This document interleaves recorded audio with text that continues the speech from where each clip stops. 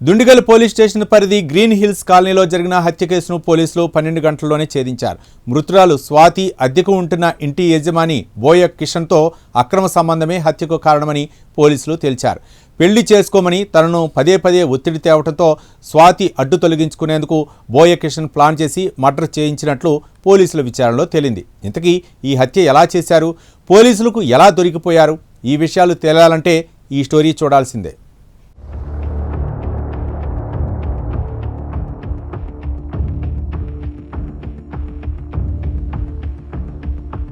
హైదరాబాద్ శివారులోని దుండిగల్లో అత్యంత దారుణ ఘటన చోటు చేసుకుంది.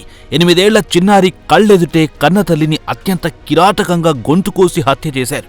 వివాహేతర సంబంధమే ఈ ఘోరానికి దారితీసిందని పోలీసులు నిర్ధారించారు. ఈ కేసుకు సంబంధించి ఇంటి యజమానితో సహా 3 నిందితులను అరెస్ట్ చేశారు.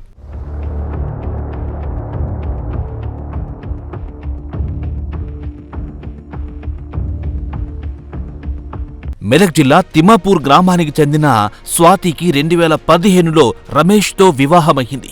వీరికి 2 కుమారులు. అయితే భార్యాభర్తల మధ్య మనస్పర్ధలు రావడంతో గత ఏడాది నుంచి ఇద్దరు విడివిడిగా ఉంటున్నారు. స్వాతి తన చిన్న కొడుకుతో కలిసి దుండిగల్ పోలీస్ స్టేషన్ పరిధిలోని బహదూర్పల్లి గ్రీన్ హిల్స్ కాలనీలో ఓ ఇంట్లో అద్దెకు దిగింది. ఈ క్రమంలో ఇంటి యజమాని రియల్ ఎస్టేట్ వ్యాపారి అయిన బోయా కిషన్తో స్వాతికి పరిచయం ఏర్పడింది. అప్పటికే పెళ్లై పిల్లలున్న కిషన్ స్వాతితో చనువు పెంచుకుని వివాహేతర సంబంధం పెట్టుకున్నాడు. అయితే కొంతకాలంగా తనను రెండో పెళ్లి చేసుకోవాలని స్వాతి కిషన్పై తీవ్రంగా ఒత్తిడి తీసుకొచ్చింది. ఈ విషయం కిషన్ ఇంట్లో తెలియడంతో కుటుంబంలో గొడవలు మొదలయ్యాయి. స్వాతి నుంచి వస్తున్న ఒత్తిడి, ఇంట్లో సమస్యలు భరించలేని కిషన్ ఆమెను అడ్డు తొలగించుకోవాలని నిర్ణయించుకున్నాడు.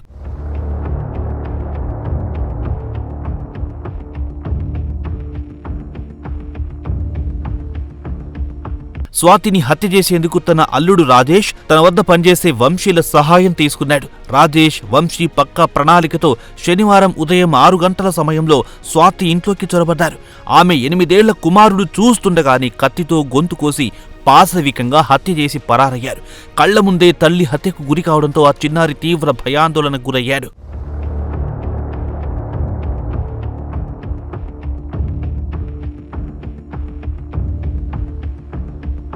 ఘటనా స్థలానికి చేరుకున్న పోలీసులు పరిసరాల్లో సీసీ కెమెరాల ఫుటేజ్ని పరిశీలించి నిందితులను గుర్తించారు. ప్రధాన నిందితుడు బోయా కిషన్తో పాటు రాజేష్, వంశీని అదుపులో తీసుకున్నారు.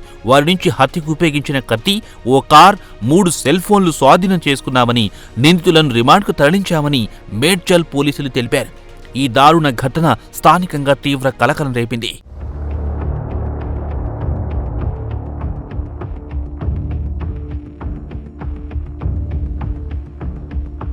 ముగ్గురు నిందితులను అరెస్ట్ చేసి వారి వద్ద హత్యకు ఉపయోగించిన ఒక కత్తి, కార్, 3 సెల్ ఫోన్లను స్వాధీనపరుచుకుని నిందితులను రిమాండ్కు తరలిస్తున్నామని దుండిగల్ పోలీస్ స్టేషన్లో ఏర్పాటు చేసిన విలేకరుల సమావేశంలో మేడ్చల్ ఏసీపీ శంకర్ రెడ్డి వివరించారు.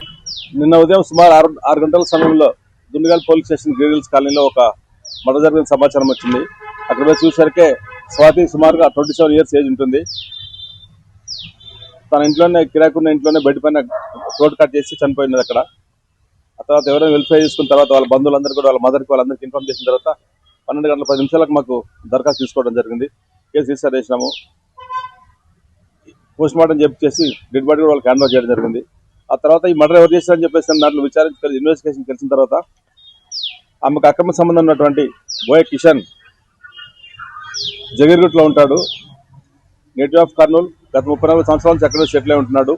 తన యొక్క మేనల్లుడు, సొంత మేనల్లుడు రాజేష్ దగ్గర పనిచేసే వంశీ, వీళ్ళిద్దరు కలిసి డైరెక్ట్ గా నేను మార్నింగ్ ఆమె ఇంటి దగ్గరికి రోడ్ కట్ చేసి చేయడం జరిగింది.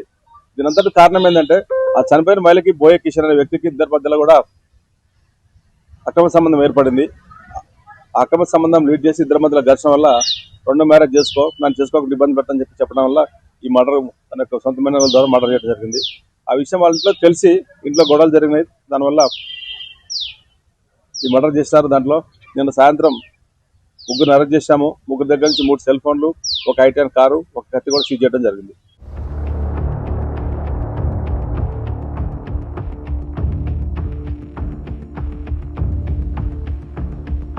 వివాహేతర సంబంధాలు కాపురాలు చిచ్చుపెడుతున్నాయి. పచ్చని సంసారాల్లో నిప్పులు పోస్తున్నాయి. హత్యకు దారి తీస్తున్నాయి. ఇన్ని అనర్థాలున్నాయని తెలిసినప్పటికీ చాలా మంది వివాహేతర సంబంధాల్లో చిక్కుకుని ప్రాణాలను సైతం కోల్పోతున్నారు.